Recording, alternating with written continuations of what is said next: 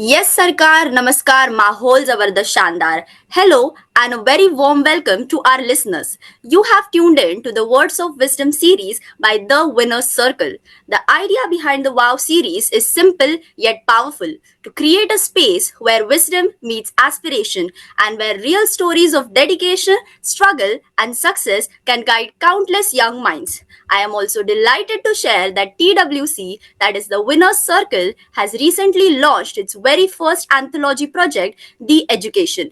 It is a wonderful initiative to bring together unique ideas, diverse perspectives, and impactful stories under one umbrella. Hello, everyone. I am Gauri, your host for the episode.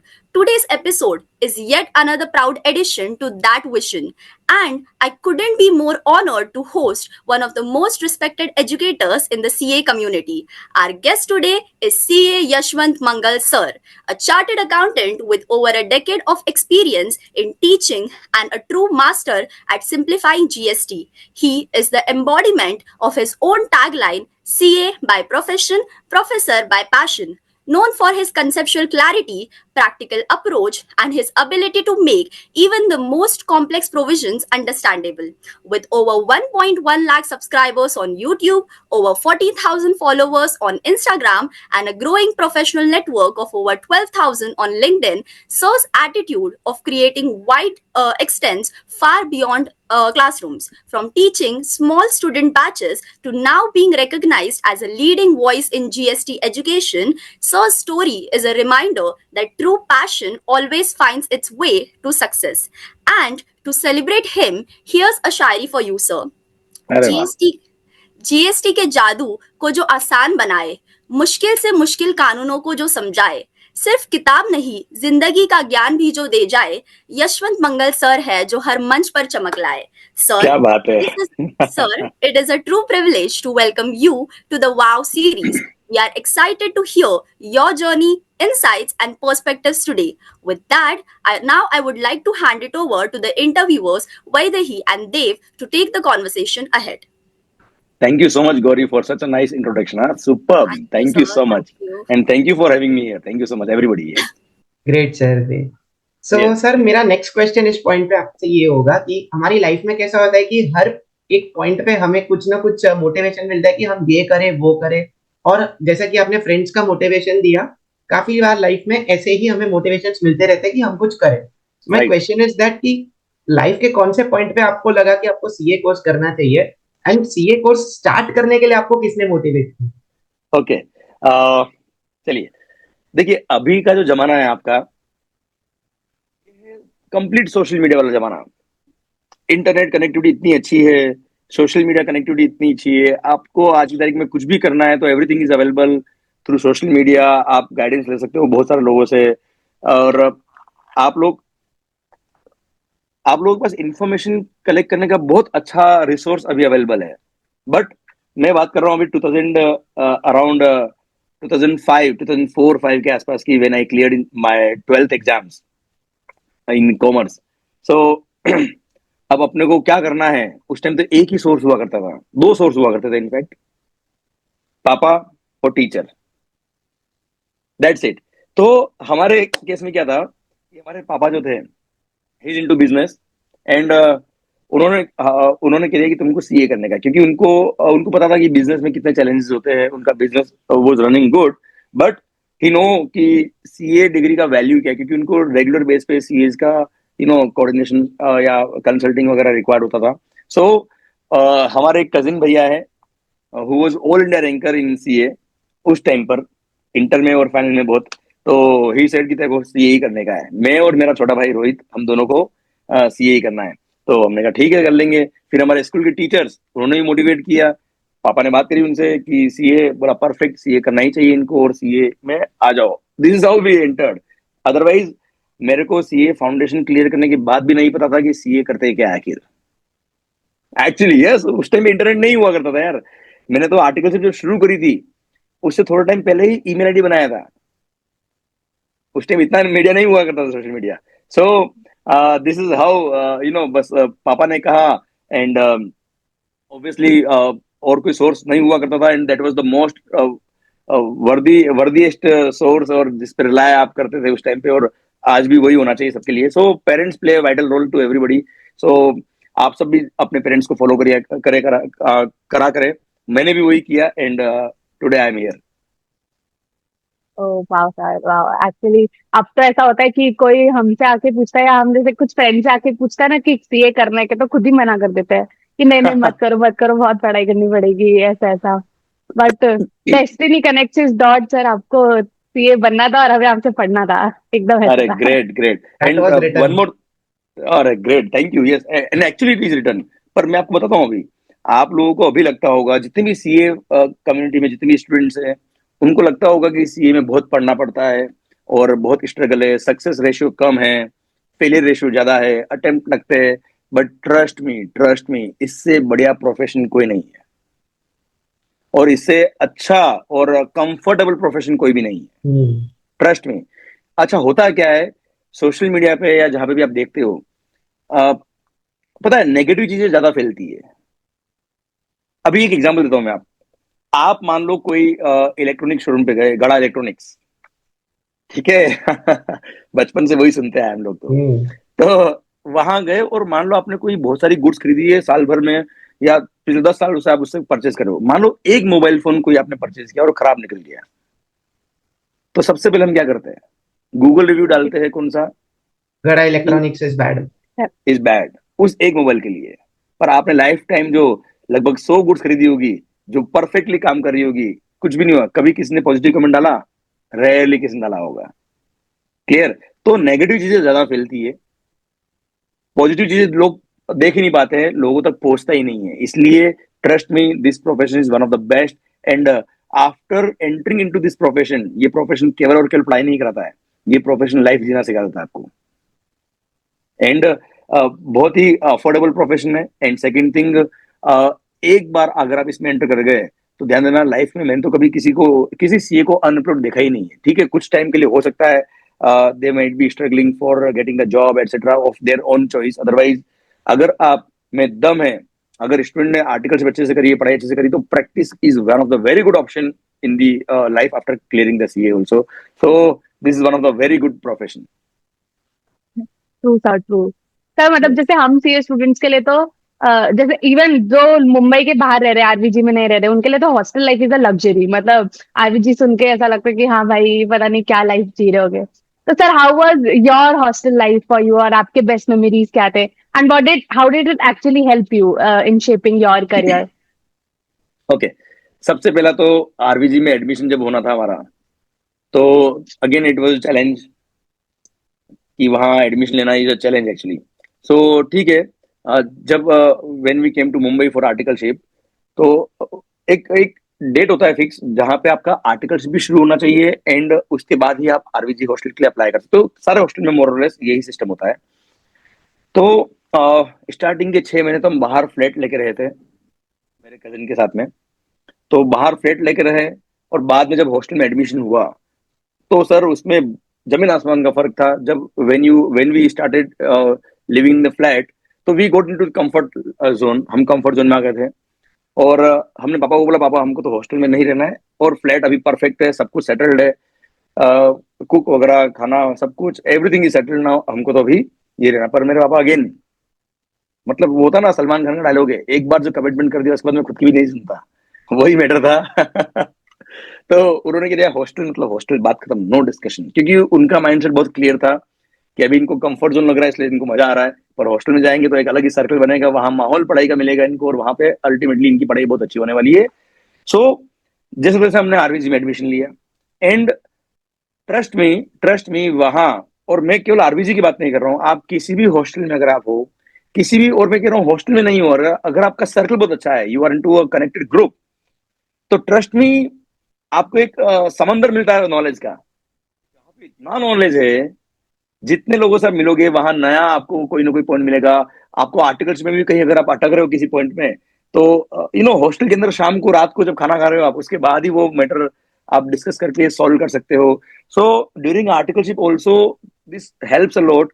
Second thing, आपको classes कौन सी लेनी है, कब लेनी है, exams में क्या ध्यान रखने का है, तो अपने पास तो रेडीली अवेलेबल रिसोर्सेज होते हैं। अपने सीनियर्स बोलते हैं ना, कई सारे लोग ठोकर खा के सीखते हैं, पर जरूरी नहीं कि हर आदमी ठोकर खा के सीखे, दूसरों के एक्सपीरियंस से भी सीख सकता है। सो आपका अगर सर्कल अच्छा है, आपकी ग्रुप अच्छा है, आप अगर हॉस्टल में रहते हो, आपका कम्युनिकेशन स्किल्स अच्छे हैं, सबके साथ आपका रिलेशनशिप अच्छा है, तो ये सब चीजें आपको ऐसी मिलती है जिसका वैल्यू आप किसी भी टर्म्स में डिफाइन नहीं कर सकते। These are all invaluable. तो ये हॉस्टल के अंदर कई सारी चीजें हमको मिली जिसकी वजह से सीए डिग्री क्लियर करने में बहुत आसानी हुई। एंड सेकेंड थिंग, जब ये मैंने पॉडकास्ट शुरू किया, फर्स्ट में ही मैंने बोल दिया कि how that hostel help me to get into this profession. And जो भी हूँ मैं वो अपने फ्रेंड्स की वजह से ही हूँ। तो आपने जो बोला ना आपको हॉस्टल से क्या मिला, मेरे को मेरी लाइफ मिली हॉस्टल से। Amazing sir. And hostel life in fact हाँ, सॉरी सॉरी, बोलिए आप। नहीं sir, continue please. And RBG तो ठीक है, पार्ट ऑफ द लाइफ है। I am into hostel from class 9th only. Class 9th से ही मैं अपने घर से बाहर हूँ। तो लगभग 10 साल तो मैं घर से बाहर रहा हूँ पढ़ाई करने के लिए। तो अलग ही एक्सपीरियंस होता है ये। Yes please continue. Amazing sir. Actually मतलब मुझे भी ऐसा लगता है कि हॉस्टल लाइफ सबने एक बार एक्सपीरियंस करनी चाहिए। करेक्ट। आप इंडिपेंडेंट हो जाते हो। Amazing sir. Yes. So sir, that brings me to my next question. क्या होता है ना कि काफी बार लाइफ में हमें हमारे पास कुछ ऐसे चैलेंजेस आते हैं जिनमें हमें ओवरकम करना पड़ता है और उससे भी हम काफी कुछ सीखते हैं। So my correct. Question to you is sir that coming from a vernacular medium, what challenges have you faced during your academic career and how did you overcome them? Okay, ये भी एक बड़ा मस्त किस्सा है, मैं वो आपको बताता हूँ। टिल 8th स्टैंडर्ड में अपना होम टाउन उदयपुर के पास में फतेहनगर एक टाउन है राजस्थान में, जिसकी पॉपुलेशन लगभग 10,000 लोगों के आसपास की थी उस टाइम पर। मैं उस टाउन से बिलोंग करता हूँ, हमारे पापा का बिजनेस भी वही है। तो टिल 8th स्टैंडर्ड मैं वहां पढ़ता था इन Hindi medium school, Vidya Niketan school में, जो बहुत अच्छा स्कूल है। और वहां से हमको जो बेसिक संस्कार मिले वो वहीं से मिले। अब साहब, फतेहनगर में हम एक वेल सेटल्ड फैमिली से, स्कूल के अंदर अपना अलग ही एक पहचान थी, क्योंकि हम स्पोर्ट्स में भी आगे रहते थे, पढ़ाई में भी आगे रहते थे। तो एक अलग ही पहचान, अलग ही कंफर्ट जोन। और घर पे आने के बाद तो बादशाह हर आदमी होता ही है। अब वहाँ 8th क्लास तक तो एकदम माहौल में जी रहे जिंदगी, और अचानक जिंदगी चेंज हो गई। और 9th क्लास में वी वेंट टू उदयपुर। मतलब पापा ने अगेन एडमिशन, उन्होंने डिसीजन ले लिया कि उदयपुर जाने का है, हिंदी इंग्लिश मीडियम में पढ़ाई करने का है और अच्छी पढ़ाई करने का है। तो ठीक है सर, वहाँ एडमिशन कराया। सबसे पहले तो हमको स्कूल में एडमिशन ही नहीं मिल रहा था। मैं, मेरा यंगर ब्रदर जो मेरे बड़े पापा का लड़का है Rohit, and one of my best friend Abhishek Goyal, ये 3 लोग, हम तीनों फतेहनगर से उदयपुर एडमिशन के लिए गए। हमको एडमिशन ही नहीं दिया क्योंकि स्कूल ने मना कर दिया कि भाई हिंदी मीडियम से इंग्लिश मीडियम में आ रहे हैं, ये कॉप अप नहीं कर पाएंगे और हमारा रिजल्ट खराब करेंगे, हमारा नाम खराब करेंगे।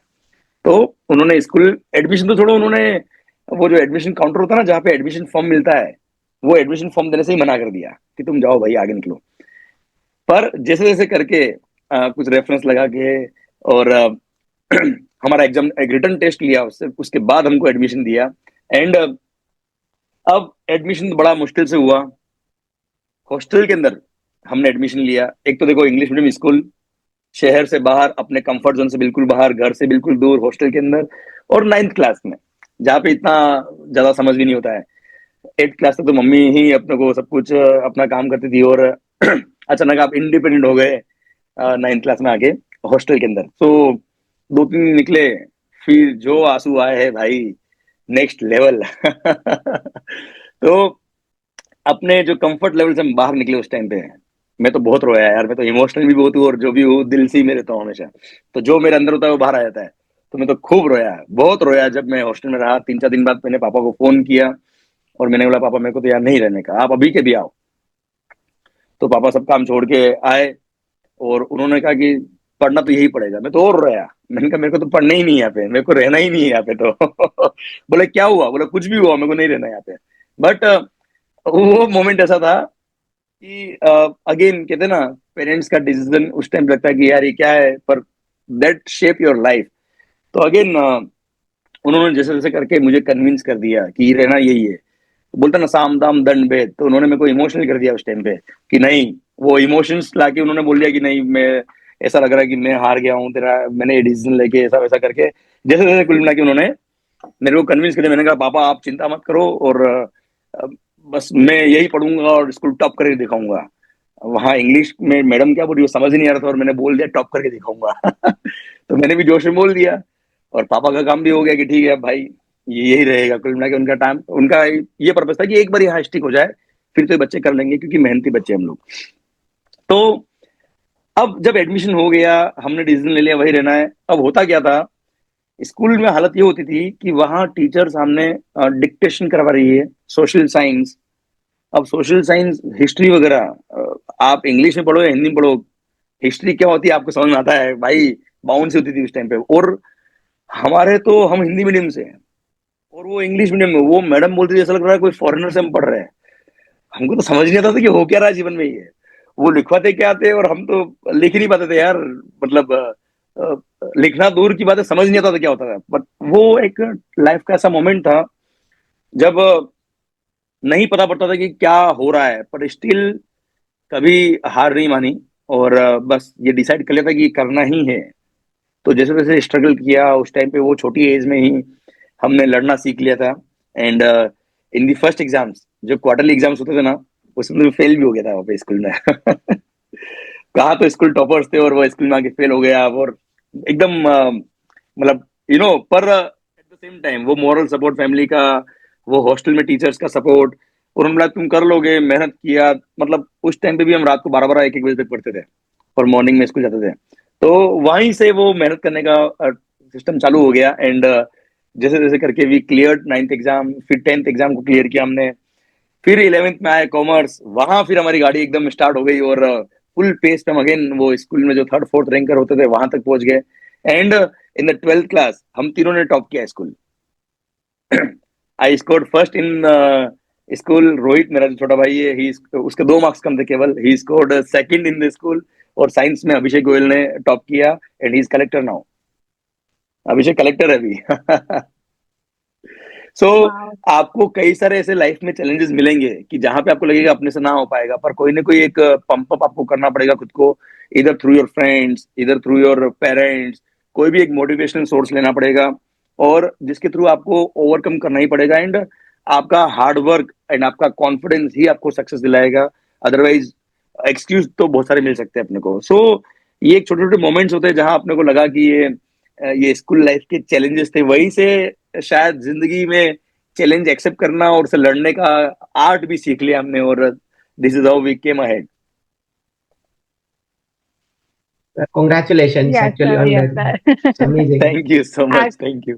एक्चुअली सर, जैसे हम अभी छोटे होते हैं ना, मतलब एज कम होती है, तो जब भी कुछ पेरेंट्स बोलते थे ऐसा लगता है कि क्यों बोल रहे हैं, क्या बोल रहे हैं। बट बड़े होके अब जैसे अब धीरे धीरे समझ आने लगा है कि हाँ, वो छोटे छोटे जो उनके ऐसे जो वो पंप देते थे वही एक्चुअल में शेपर्स बनता है लाइफ के। यस, और इनफैक्ट अभी जिस एज में आप लोग हो, दिस इज टीनेजर एज। और अगेन ये जो वक्त होता है ना लाइफ का, इस टाइम तो यही लगता है कि जो हम कह रहे हैं वही सही है। हमको दुनिया का पता है, फैशन में क्या होता है हमको पता है, अभी क्या चल रहा है ट्रेंड में हमको पता है। पेरेंट्स को कुछ नहीं पता होता है। बस ट्रस्ट मी, पेरेंट्स को सब पता होता है। वो जो कह रहे हैं, हो सकता है दिखावे के लिए नहीं कह रहे हो सकता है दिखने में आपको थोड़ा सा ऑकवर्ड फील होता होगा, पर वो जो कह रहे हैं that is the natural thing and that is the perfect thing for you. And उससे बेस्ट एडवाइस कोई नहीं दे सकता आपको लाइफ में। Correct sir, correct. Thank Sir, you. now the next question over here is something which everybody in the market is talking about with respect to GST. आपको समझ में आ ही गया होगा. It is with respect to the recent amendments. कि जैसे हाँ, life insurance पे 0% हो गया है, 12% के काफी स्लैब्स को 5% पे दिया है. So right. sir, we all would like to know what is your perspective on these amendments. See, GST 2.0, it's a master stroke by the government. Trust me, सबसे पहला स्ट्रोक जीएसटी लाना ही अपने आप में एक चैलेंज था। सो 2017 में जब जीएसटी आया, समझिए one of the most beneficial economic reform अगर कोई टैक्सेशन में हुआ तो वो हुआ जीएसटी इंट्रोड्यूस करना इन 2017। अच्छा, अब गवर्नमेंट ने क्या किया इन जीएसटी 2.0, जो जीएसटी की रेट्स है, मेजरली जो भी जीएसटी 2.0 में हुआ, उसमें क्या हुआ, गवर्नमेंट ने रैशनलाइज किया रेट्स को। रैशनलाइज तो नहीं कहूंगा मैं इसको, रिड्यूस किया है। रैशनलाइज करने का मतलब होता है सही किया है, सही नहीं, सही ऑलरेडी था, इसको रिड्यूस किया एक्चुअली। एंड एक्चुअल बेनिफिट मिलेगा सारे देश के लोगों को, जहां पे जितने भी एसेंशियल कम्युनिटीज थी, जहां पे रेट ऑफ टैक्स गवर्नमेंट को लगता था कि हायर है, उसको रिड्यूस किया। एंड इनफैक्ट ये कोई रातों रात नहीं हुआ है, इसके पीछे अगेन कई टाइम से वर्किंग चल रहा था। एंड वो कई टाइम की वर्किंग हर इंडस्ट्री का स्टडी करने के बाद लाया है, और उसके बाद गवर्नमेंट ने देखा कि कहाँ पे हमको इंप्रूवमेंट करना चाहिए, कहाँ रिड्यूस करना चाहिए रेट ऑफ टैक्स को, and accordingly they reduce the rate of tax, and her industry जहां बेनिफिट मिलना चाहिए वहां बेनिफिट मिला है, और मोर और लेस हर बेनिफिट का, हर हर इंडस्ट्री का बेनिफिट एंड कंज्यूमर को पास होगा। जहां पे एंड कंज्यूमर गुड्स और सर्विसेज इन्वॉल्व थी वहां 100% बेनिफिट मिला है। जैसे लाइफ इंश्योरेंस, यहाँ जीएसटी एग्जाम कर दिया अगर इंडिविजुअल ने अपना लाइफ इंश्योरेंस कराया, तो अगर आपने प्रीमियम पे किया है लाइफ इंश्योरेंस के लिए तो उस पर जीएसटी 18% पूरा एग्जाम हो गया है। Health insurance for individuals GST exam कर दिया है। So this GST 2.0 will definitely help everybody, and yes during this transition phase, मतलब जब रेट ऑफ टैक्स सपोज 18% था, 18 से सपोज 5% कर दिया, या 12% से 5% कर दिया, 28% से 18% कर दिया, तो it will definitely help the industries. And मैंने इस पे एक वीडियो भी बनाया है कि how it is going to impact common man as well as industries. तो जितने भी बिजनेसमैन है उनको भी प्रोविजंस ऑफ जीएसटी ध्यान रखना होगा। जैसे स्टॉक का क्रेडिट का क्या होगा, अगर कोई गुड्स एग्जिम्ट हो गया है और उसका स्टॉक कुछ पड़ा है तो उस स्टॉक का क्रेडिट डेड हो जाएगा भाई, स्टॉक का credit has to be reversed. तो कुछ इंडस्ट्रीज में तो इसका टेम्पररी नेगेटिव इम्पैक्ट भी है, पर उन इंडस्ट्रीज को है, बिजनेसमैन को है, आम जनता को तो फायदा ही हुआ है। जैसे फॉर एग्जाम्पल ऑटोमोबाइल सेक्टर, अब कार डीलर्स बेचारे मर गए, क्या बताऊं मैं आपको। कुछ मेरे फ्रेंड्स हैं जो कार डीलर्स है उनसे बात होता है, तो जीएसटी कंपनसेशन सेस जो फोर व्हीलर्स वगैरह पे लगता था, अभी गवर्नमेंट ने फोर व्हीलर पे जीएसटी कंपनसेशन सेस हटा दिया है। उससे क्या हो गया कि जितना भी स्टॉक कार का पड़ा है, और अभी नवरात्रि, और आपको पता है पूरे इंडिया के अंदर नवरात्रि और दीपावली का सीजन ऐसा होता है जिसमें कार्स मैक्सिमम लोग उस टाइम खरीदते हैं, अच्छा मुहूर्त देख के, अच्छा टाइम देख के, नवरात्रि के अंदर और दीपावली के आसपास, धनतेरस के टाइम पे। तो जितने भी कार डीलर्स हैं उन सब ने अपना स्टॉक जमा करके रखा हुआ है, और जब परचेज किया तब तो उस पर जीएसटी कंपोजिशन सेस था, और जब बेचेंगे तो उस पर सेस एग्जिम्ट हो गया। तो there is a provision in GST section number 18 sub section 4, वो बोलता है क्या कि जितना भी स्टॉक आपके पास होगा उन सब पे जो जीएसटी पे किया हुआ परचेज पे है, अगर आपके सेल के टाइम पे जीएसटी एग्जिम्ट हो गया है तो उस स्टॉक का क्रेडिट रिवर्स करना पड़ेगा। तो जो करोड़ों का टैक्स पे किया था इन्होंने परचेज पर, सेल पे सिंस जीएसटी सेस एग्जिम्ट हो गया तो जीएसटी सेस का क्रेडिट पूरा का पूरा रिवर्स करना पड़ेगा, वो कॉस्ट का पार्ट बन गया। जबकि आम जनता को तो ये पता है कि जीएसटी एग्जिम्ट हो गया है तो जीएसटी में कार वगैरह पे रेट ऑफ जो कार की वैल्यू है, मतलब सेल प्राइस, वो कम हो गई, तो कंपनी ने सेल प्राइस तो कम कर दी, और उधर उनका बेचार होगा क्रेडिट अक्यूमुलेट होके वो रिवर्स भी हो गया। तो automobile dealers are one of the most losers in this current situation. तो ऐसा कुछ इंडस्ट्रीज में नेगेटिव इंपैक्ट आया है, पर दैट इज टेम्पररी यार, that is temporary transition phase में। आने वाले वक्त में इंडस्ट्रीज को भी फायदा होगा और एंड कंज्यूमर को फायदा तो हुआ ही हुआ है। So this is a very welcome step in the current scenario, और अल्टीमेटली ये गवर्नमेंट, ट्रस्ट में, मतलब बात बीजेपी और कांग्रेस वाली नहीं है, यहाँ पे कोई पॉलिटिकल बात नहीं है, ट्रस्ट में, जिस तरह से अभी सरकार काम कर रही है, और अभी से नहीं, मैं तो 2014 से देख रहा हूँ।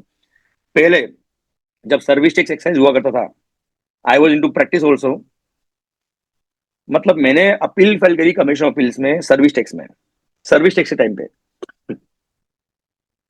हियरिंग तो बहुत दूर की बात है, मतलब जजमेंट तो उसका बहुत दूर की बात है, ऑर्डर कब आएगा बहुत दूर की बात है, हियरिंग नहीं आती थी 2-2 3-3 साल तक, मतलब वो केस का नंबर ही नहीं लगता था 3-3 साल तक।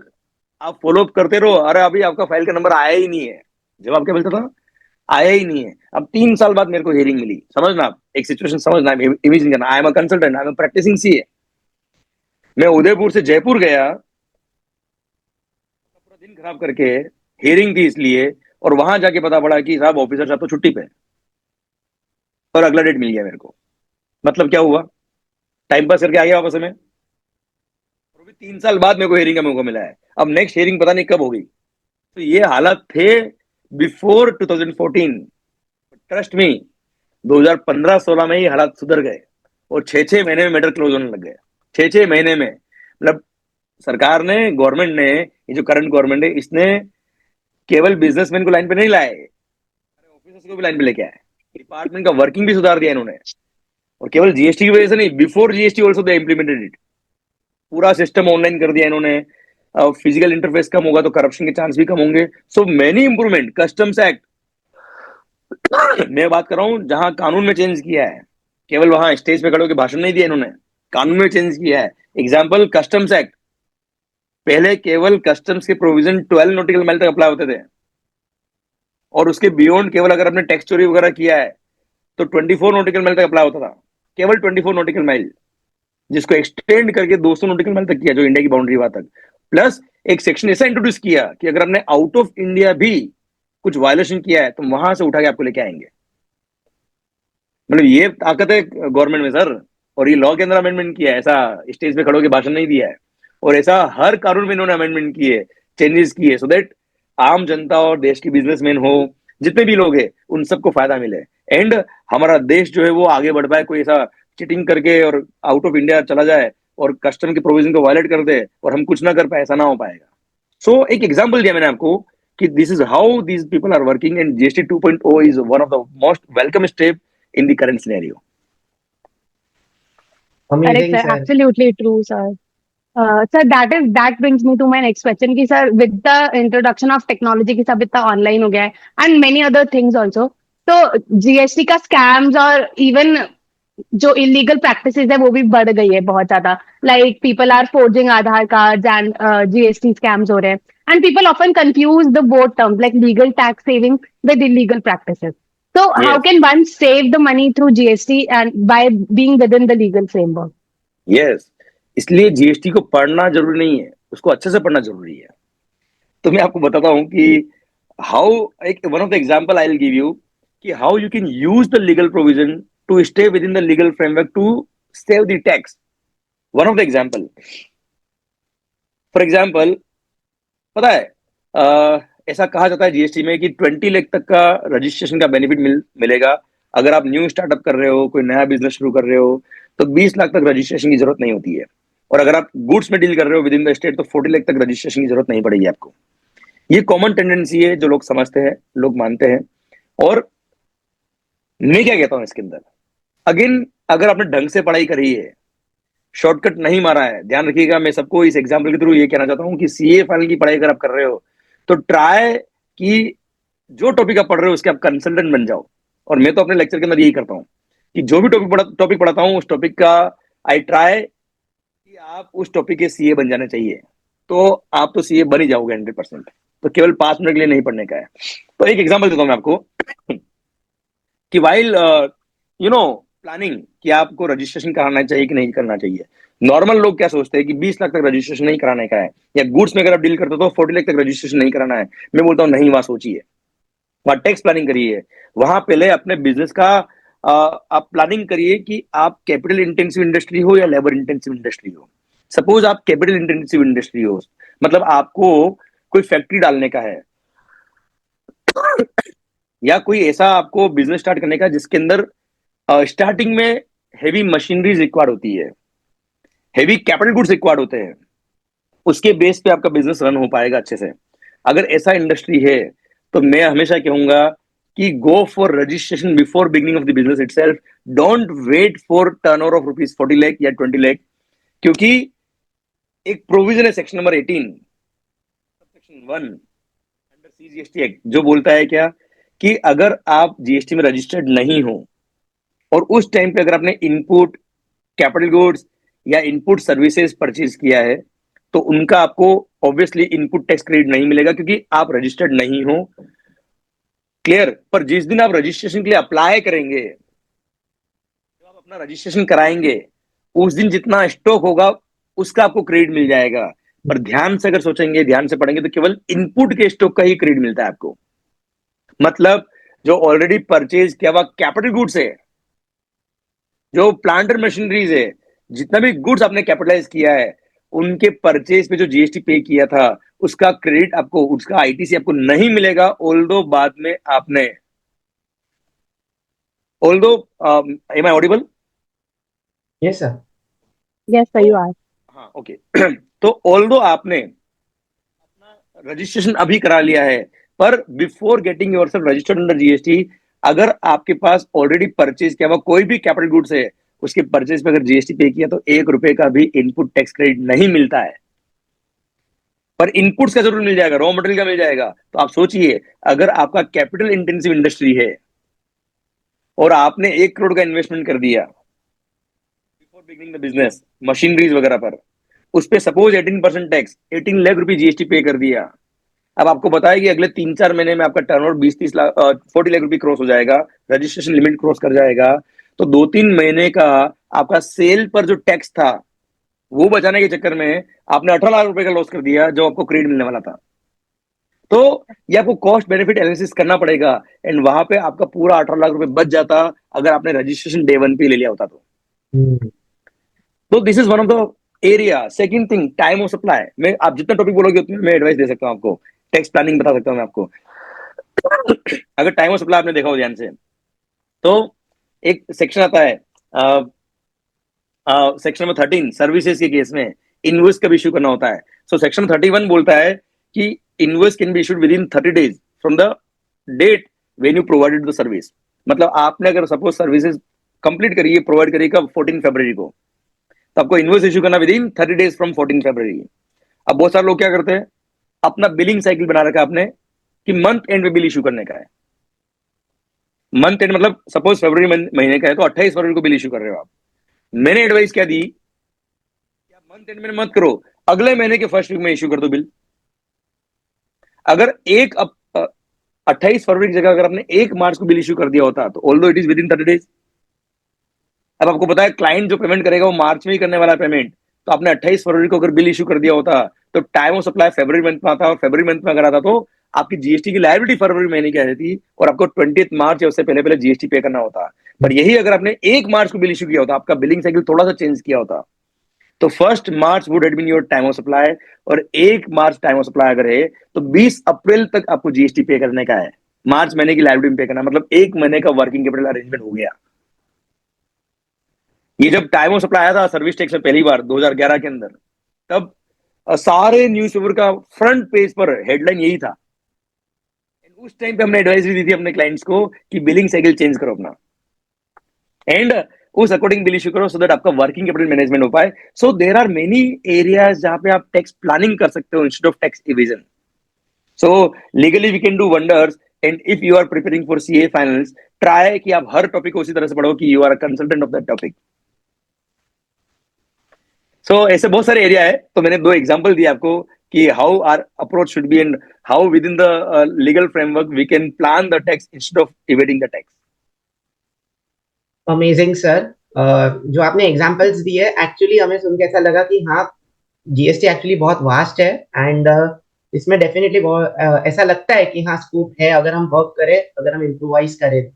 Sir my next question over here even as students इस अप्रोच से हम सोचते ही नहीं है, मतलब जब पढ़ाई कर रहे होते हैं ना, तो आपने राइट बहुत राइट अच्छी चीज है। राइट। इनफैक्ट मैं तो लेक्चर्स के अंदर बच्चों को डे 1 पे बोल देता हूँ कि फर्स्ट लेक्चर जब शुरू होता है तब बोल देता हूँ कि आई हैव अज्यूम कि आपको कुछ भी नहीं आता है, so we are beginning from right from the scratch and we have to reach till top. और मैं उनको ये बोल देता हूँ कि मैंने अज्यूमेशन लिया आपको कुछ भी नहीं आता है, अब आप ब्लैंक होके कॉमन मैन सोचिए कि you are into CA finals या सीए इंटरमीडिएट में अगर आप हो, मतलब कुछ तो है आप में तभी आप यहाँ पहुंचे, वरना नहीं पहुंचते आप। तो भले आप इंटरमीडिएट में हो या फाइनल में हो, आपके सामने मैं एक सिचुएशन क्रिएट करता हूँ, हमेशा प्रैक्टिकली सिचुएशन क्रिएट करता हूँ, और मैं आपको सोचने में मजबूर करता हूँ कि बताओ इसमें क्या होना चाहिए। एंड जब आप सोचना चालू करते हो प्रैक्टिकल मार्केट में खड़े होके, तो जो आप आइडली सोचोगे गारंटी लॉ में वही लिखा होगा। इस अप्रोच से इस पूरे सब्जेक्ट को प्रैक्टिकल बना के, मतलब लोग समझते हैं indirect tax is theory subject, मेरे हिसाब से जब हम पढ़ते हैं इसको तो this is one of the highly practical subject जिस तरह से हम पढ़ते हैं, और वो सब्जेक्ट पढ़ने के बाद बच्चों का जो कॉन्फिडेंस बढ़ता है वही मेरी सक्सेस है एक तरह से। Amazing sir. Thank you. Sir my next question to you is कि एज अ फैकल्टी, मतलब आजकल कैसा हो गया है कि we have to connect with our students very well, तभी जो है वो लोग हमको याद रखेंगे। सो क्वेश्चन ये है मेरा सर कि कोई एक ऐसा आपका फनीएस्ट मोमेंट या कोई एक आपका ऐसा स्टूडेंट के साथ एकदम कोई मेमोरेबल मोमेंट हुआ हो क्लास में जो आपको मतलब दिल में आ गया? अरे भाई चलो एक भारी किस्सा बताता हूँ मैं आपको, मस्त वाला। यूजुअली क्या होता है कि लेक्चर्स के अंदर जो बैक बेंचर होता है ना, बैक बेंचर्स, वो टीचर्स की बैंड बजा देते हैं। पर मैं क्लास 9th से ही बाहर रहता हूँ हॉस्टल के अंदर, तो मुझे पता है कि कहाँ बैंड बजती है और कहाँ बैंड बजा के मजे ले लेने चाहिए। तो यूजुअली मेरे लेक्चर के अंदर बैक बेंचर्स मेरे फ्रेंड्स बन जाते हैं। मतलब मेरी तो दोस्ती हो जाती पक्की उनसे, इतना माहौल बन जाता है। तो मैं एक किस्सा बताता हूँ आपको मस्त वाला। वन फाइन डे, 14 नवंबर क्या होता है पता है आपको? 14 नवंबर चिल्ड्रंस डे। ओके, तो ये बात होगी अराउंड 2013 के आसपास की, 2013-14 के आसपास की। When I used to teach face to face, और उदयपुर में 3 बैचेस चल रहे थे फेस टू फेस के, इंटरमीडिएट के। तो बच्चे होते हैं बड़े मासूम छोटे से बच्चे होते हैं इंटरमीडिएट के, तो यार वो फाउंडेशन पास करके इंटर में आए होते हैं, उनको टेक्स्ट का टी भी नहीं पता होता है, और बड़े मासूम बच्चे होते हैं। सॉरी। मस्त किस्सा, तो क्लास में हमारी हंसी मजाक चलती थी, और मस्त वाला माहौल से हम पढ़ाई करते थे। जैसा मेरा नेचर भी ऐसा ही, एकदम नेचुरल होके पढ़ाई करने का, और एकदम बर्डन होके, एकदम टेंशन लेके नहीं पढ़ने का, मस्त होके खुश होके। तो बच्चे भी ऐसे ही फ्रैंक हो जाते अपने से, और मैं भी बहुत फ्रैंक हो जाता हूँ बच्चों से। तो वो भी मेरी बहुत मजाक मस्ती करते हैं, और मैं भी बहुत मजाक मस्ती करता हूँ। तो एक दिन क्या हुआ, मैंने 14 फेब था, मैंने ऐसे ही मजाक मस्ती में बोल दिया उनको कि आज शाम को मेरी तरफ से पार्टी सबको। बहुत सारे बच्चे ऐसे ही छेड़ रहे थे मेरे को, सर पार्टी पार्टी। मैंने कहा आज पार्टी मेरी तरफ से, और तीनों बैच में मैंने बोल दिया आज मेरी तरफ से पार्टी है। शाम को डोमिनोज, उस टाइम बैच चल रहा था उदयपुर राजस्थान में, तो मैंने बोला आज शाम को डोमिनोज में शाम को 8 बजे मिल रहे हैं हम लोग। अब मुझे नहीं पता था कि बच्चे सीरियसली ले लेंगे इसको। तो भाई मैंने तो लेक्चर के अंदर बोल दिया ऐसे ही मजाक मस्ती में, और एकदम ऐसा सीरियस टोन में बोला बच्चों को मैंने। और सर शाम को 8 बजे तो मुझे कॉल सारा चालू हुए, सर कहाँ हो आप? कहा, मतलब जहां होना चाहिए मैं वही हूँ, और कहा है वो? बोला क्या हुआ आपको? कहा, मेरे को तो कुछ भी नहीं है, तो घूम रहा हूँ मस्त एकदम। मैंने कहा आप मुझे फोन क्यों कर रहे हो? बोले sir we are waiting for you at Domino's. मैंने कहा क्या आप बात कर रहे हो? And around more than around 150 plus students were already there at Domino's. Domino's वाले भी सोच रहे थे भाई आज हिंदुस्तान में हुआ क्या है जो बाहर इतनी भीड़ भीड़ इकट्ठा हो गई है। और भाई जो उस दिन प्रैंक हुआ स्टूडेंट के साथ में, मैं तो गायब। और वहां पे स्टूडेंट्स शाम को अपने घर गए होंगे, एंड ट्रस्ट मी सबने घर जाके डेफिनेटली यही बोला होगा कि बहुत अच्छी पार्टी मिली है। क्योंकि पहले तो घर से वो रिक्वेस्ट करके आएंगे हमको जाने दो आज पार्टी है, सर की तरफ से पार्टी। और पता, और उस टाइम पे इतना पार्टी का सीजन नहीं हुआ करता था यार। अभी तो चलो बहुत फ्रैंक माहौल हो चुका है, उस टाइम पे 2013 के आसपास इतना फ्रैंक नहीं हुआ करता था माहौल। तो नेक्स्ट डे मॉर्निंग तो भाई लेक्चर में घुसा मैं, और कोई भी स्टूडेंट कुछ बोलता ही नहीं, एकदम चुप, पिन ड्रॉप साइलेंट, नाराज बैठे सारे लोग। मैंने कहा देखो नाराज तो तुमको होना ही चाहिए डेफिनेटली, रोज तुम हमारे से प्रैंक करते हो, आज एक टीचर ने आपसे प्रैंक कर दिया है, कैसा लगा होगा आपको? तो सर क्या माहौल था। और मैंने एक लाइन उनको लास्ट में और बोल दी कि सच बताना घर जाके आपने क्या बोला वापस पापा को, कि पेरेंट्स को क्या बोला? सर मैंने कहा डेफिनेटली आपने ये बोला होगा कि पार्टी मिली, और अच्छी वाली पार्टी मिली है, क्योंकि वहां बोलने की हिम्मत नहीं होगी आपकी कि पार्टी मिली ही नहीं हमको, तो केवल प्रैंक किया गया हमारे साथ। तो 100% ये ऐसा एक मोमेंट था जो मेरी लाइफ टाइम में को याद रहता है, and that was the day. उसके बाद जितने मेरे बैचेज हुए, हर बैच में मैंने डोमिनोज की पार्टी दी सबको। ओह, वो मैंने ट्रेंड बना दिया, अब तो पार्टी देने का ही है अपने को। और वो एक मोमेंट ऐसा था यार, वो मेरे को लाइफ टाइम में फिट हो गया। एंड उसके बाद बच्चे भी मान गए कि यार ये आदमी अलग है यार, इससे नहीं भिड़ने का, क्योंकि ये प्रैंक बहुत भारी करता है अगर करता है तो। सुपर। दोनों रिवर्स कर दिया सर आपने। एक्चुअली होना चाहिए, this should be two way communication. तो करेक्ट प्रैंक दोनों करेक्ट। तरफ से हो गया सर। जैसे मैंने आपको बोला कि focus on your hard work and process पे फोकस करिए, don't on only success. The way the winner circle is following, the way winner circle is going, and the way winner circle is growing. क्या हो रहा है अभी? ये मेहनत कर रहे हैं आप लोग।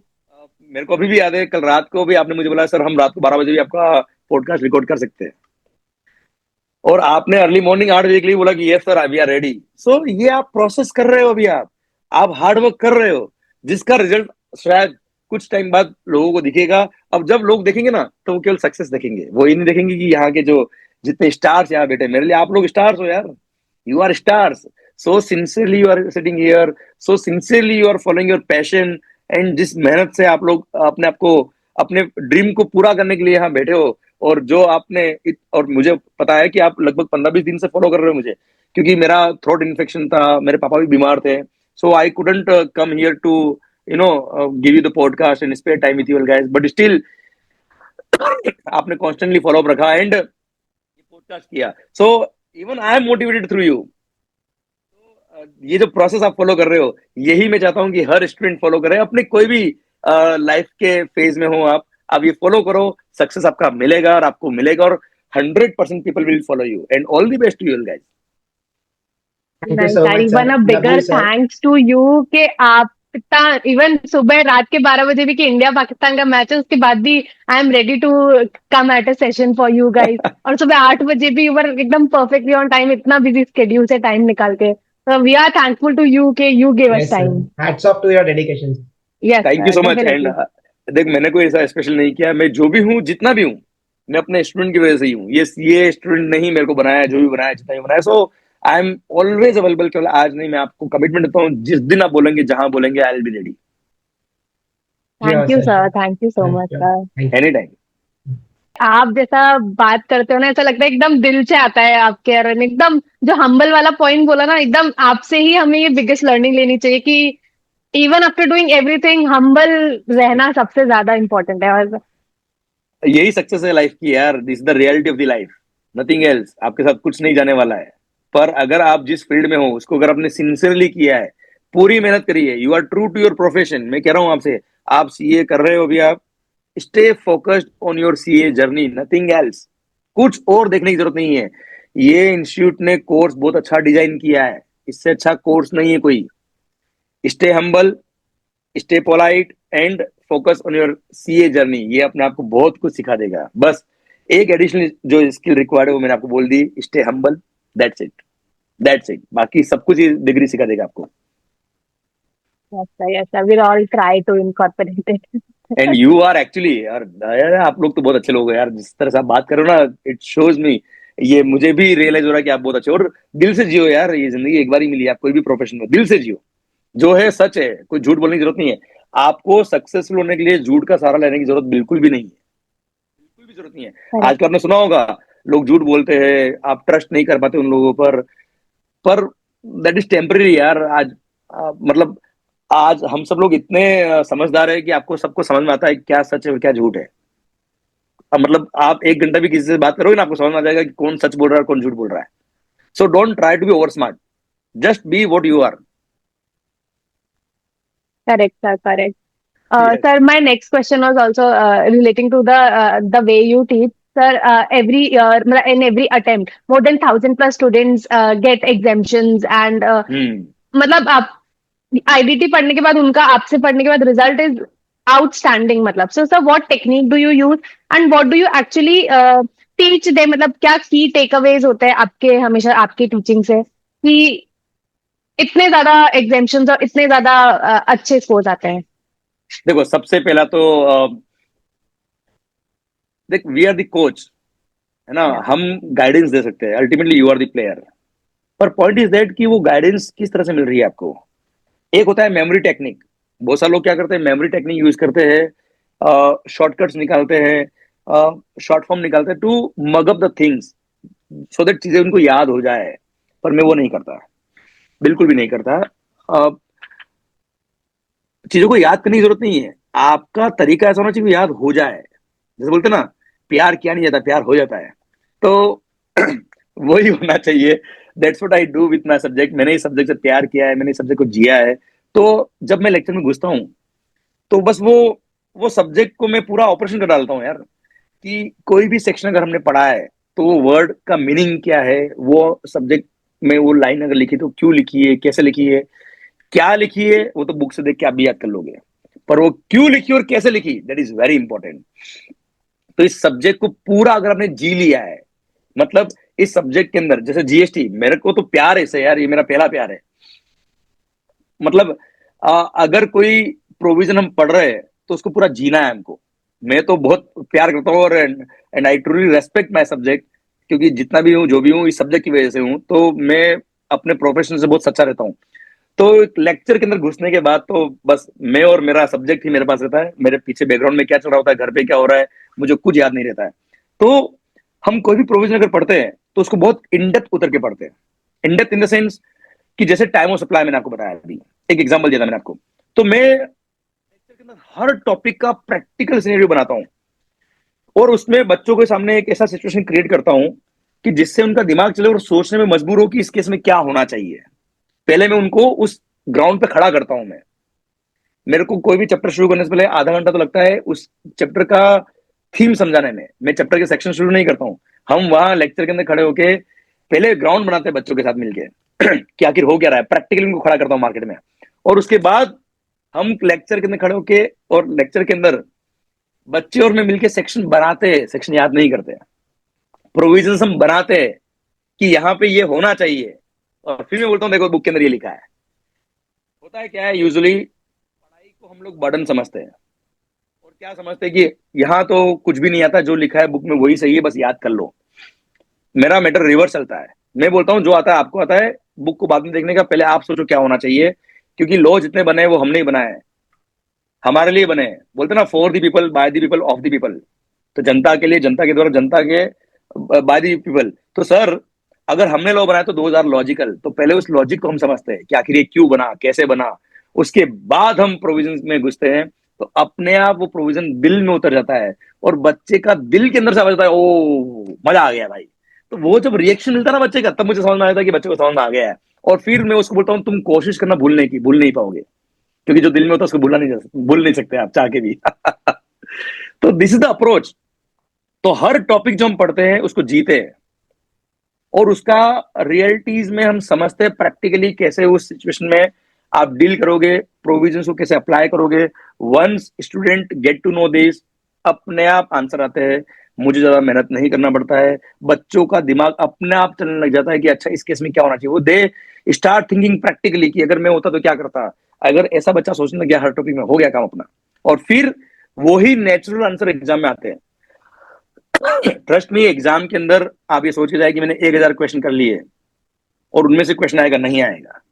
पर अगर आपने कॉन्सेप्ट सीख लिया तो जो क्वेश्चन आना है आ जाए, आंसर आपका 100% आएगा। That's what is my approach. और उसी अप्रोच की वजह से शायद सब्जेक्ट ये one of the most scoring बन जाता है, one of the most interesting बन जाता है। और मुझे भी मजा आता है जब बच्चों को सक्सेस मिलता है। सो अल्टीमेटली सक्सेस इज बच्चों का ही होता है, उनकी मेहनत होती है, no doubt. But yes, direction इस तरह का मैं देता हूँ कि वो उस सब्जेक्ट को सोचने में मजबूर हो जाते हैं, उस सेक्शन को जीने के लिए मजबूर हो जाते हैं और वो अपने आप आंसर देना चालू कर देते हैं। इसलिए मैं फिर लास्ट में उनको ये बोलता हूँ कि अब तुम में ताकत होनी चाहिए। और उनमें ताकत आ जाती है कि अब इंस्टीट्यूट तुमको जो पूछना है पूछो, जैसे पूछना है पूछो, हमको सब आता है। तो ये ताकत आप में होनी चाहिए। एंड हर वो टॉपिक जो हम पढ़ रहे हैं उसके यू मस्ट बी कंसल्टेंट, उस एंगल से मैं पढ़ाता हूँ उनको। Absolutely amazing sir.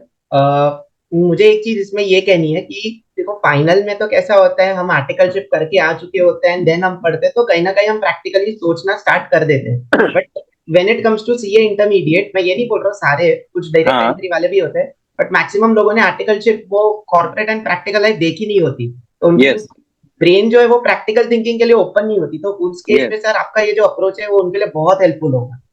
100% होता है। क्योंकि अच्छा एक और चीज, सेकंड थिंग मैं आपको बताता हूँ। मैं तो सीए इंटरमीडिएट हो या सीए फाइनल हो, मैं ये बोल देता हूँ लेक्चर के अंदर कि आपके लिए मैंने अजम्पशन लिया कि आपने ना तो प्रैक्टिकल मार्केट में जीएसटी का जी भी सुना है और ना आपने थ्योरी में कभी पढ़ा है। मैं शुरू कैसे करता हूं कि आपने अपने घर के लिए एसी परचेज किया है, आपने अपने लिए मोबाइल परचेज किया है। तो भले सीए इंटर बच्चा हो या सीए फाइनल का बच्चा हो, उसने मोबाइल तो परचेज किया है ना यार। एंड जीएसटी से टैक्स ऑन ट्रांजेक्शन। तो मैं उनके सामने पहले ट्रांजेक्शन रखता हूँ एंड उन ट्रांजेक्शन को फिर हम क्या करते हैं, लॉ से कनेक्ट करते हैं। तो बहुत मजा आता है बच्चों को और उनको लगता है अरे दिस इज हाईली प्रैक्टिकल। तो भले ही उन्होंने आर्टिकलशिप नहीं करी ऑब्वियसली इंटरमीडिएट में, पर उनको सब्जेक्ट बहुत प्रैक्टिकल हो जाता है। और फिर वो जब आर्टिकल्स में जाते हैं फिर तो उनका लेवल ही अलग हो जाता है। वो सर पर्सनल टच आता है तब ऑटोमेटिकली चीजें कनेक्ट होती हैं। Yes yes, that's what I try sir to do in आपने एक माय बात ईच बोली ना लेक्चर। डायरेक्शन देने की, कि सभी मेहनत कर रहे हैं बट अगर सही डायरेक्शन में मेहनत मिल जाती है ना, कोई ऐसा इंसान मिल जाता है जो एक्चुअल में आपको गाइड कर दे कि इस डायरेक्शन में आप जाओ, तो सर वो ही वंडर्स, वही वो मैजिक वहीं से ही क्रिएट हो जाता है। Amazing sir. Sir my next question over here is that कि हमारी जो टीडब्ल्यूसी टीम है, उन्होंने हम सब ने मिलकर हमारा पहला एंथोलॉजी प्रोजेक्ट लॉन्च किया है for CA students called education. जहाँ पर हम वाओ, सीए स्टूडेंट्स हैं, उनकी स्टोरीज, उनके लाइफ इवेंट्स के बारे में राइटअप्स लेके हम पब्लिश कर रहे हैं. सो क्या माय बात है. Question to you is sir कि how do you think this project is going to affect the industry, और आपके क्या थॉट्स हैं? देखो, you know, in this time of social media, अगर ये इस तरह की रियलिटीज अगर आप पब्लिश करके हर स्टूडेंट तक पहुंचाते हो, तो इससे बेहतर कुछ नहीं हो सकता है.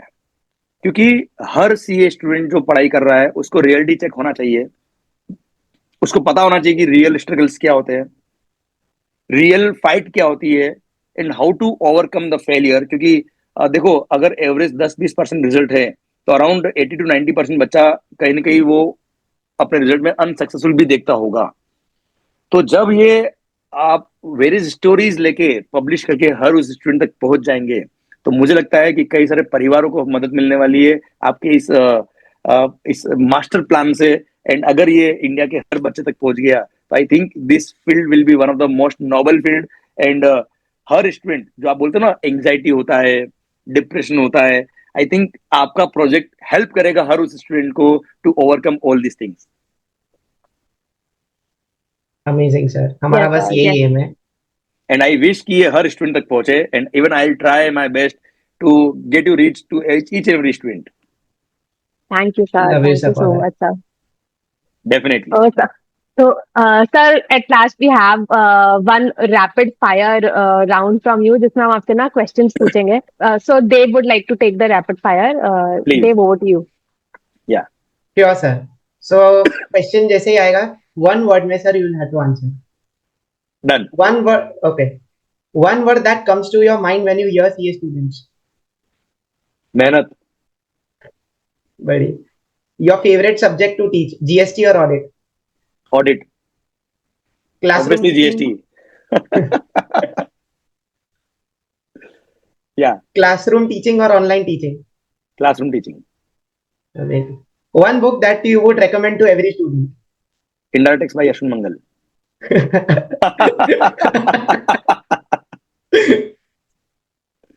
If not a CA faculty, what would you be? Businessman. One habit that has contributed the most to your success. Stay humble and true. Your one line advice for today's youth. Just focus on process, not only on results. Amazing sir. मतलब one word में भी जो answer है उसमें से भी बहुत सारी लर्निंग्स है. Thank you so much. Thank you so much, sir, for being with us. Over to the MOC for the closing remarks. Thank you so much everybody. Thank you so much. बहुत अच्छा session था ये. Before we conclude today's episode of Words of Wisdom series by The Winner's Circle, I would like to take a moment to extend my heartfelt gratitude. First and foremost, a big thank you to CA Yashwant Mangal sir for gracing us with his time, wisdom, and valuable insights. Sir, we would also like to announce that once the anthology is published, we will provide you a token of gratitude for being the TWC ambassador.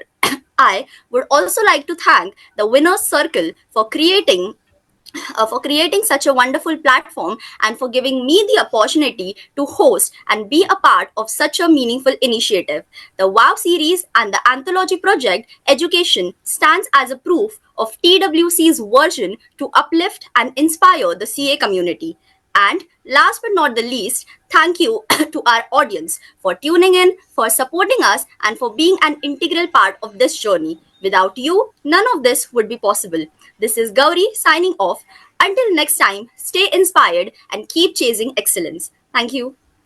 Thank you everyone. And last word, I Thank want you, to say sir. something. Thank you Yes, sir. everyone and keep growing.